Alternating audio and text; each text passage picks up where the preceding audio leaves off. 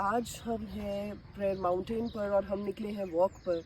और आपको पता है कि वॉकिंग के साथ भी आप कुछ स्पिरिचुअल लेसन्स को पा सकते हैं। जो आप देख रहे हैं, इतनी स्टीप चढ़ाई हम चढ़कर आए हैं। इसको चढ़ने का एक तरीका है। जब स्पेशली आप पहाड़ों में चढ़ते हैं तो आप यूं करके नहीं चढ़ते कि यूं करके मैं चढ़ रहा हूँ। आप हमेशा झुक कर चढ़ते हैं। दैट मीन्स कि आपका पोस्चर जो होता है वो ये होना चाहिए।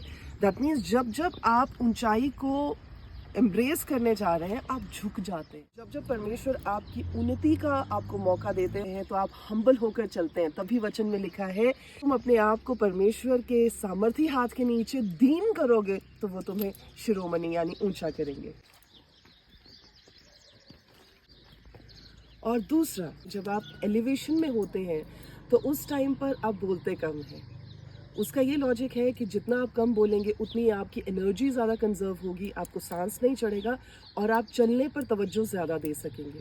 ठीक है, ऐसे ही जब आप अपनी लाइफ में परमेश्वर की ओर से बढ़ रहे होते हैं, प्रमोशन को देखना चाह रहे होते हैं, उस टाइम पर आप सबके सामने अपनी मेहनत का बयान नहीं करते, पर आप चुप रहकर मेहनत करते हैं ताकि जब आप उस मुकाम पर पहुंचते हैं जहां प्रभु ने आपको रखना है, वहां पर आपकी सक्सेस आपके बिहाफ पर बोले।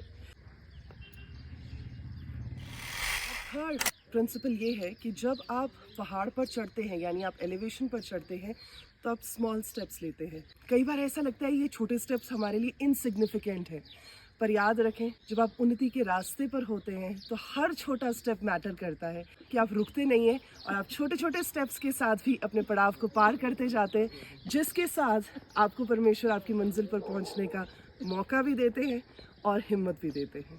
तो छोटे स्टेप्स में घबराए नहीं, क्योंकि परमेश्वर का वचन कहता है कि आपका हर एक काम जो आप प्रभु के लिए करते हैं, चाहे वो बेबी स्टेप्स भी क्यों ना हो, लेकिन फिर भी उसका प्रतिफल परमेश्वर आपको देंगे।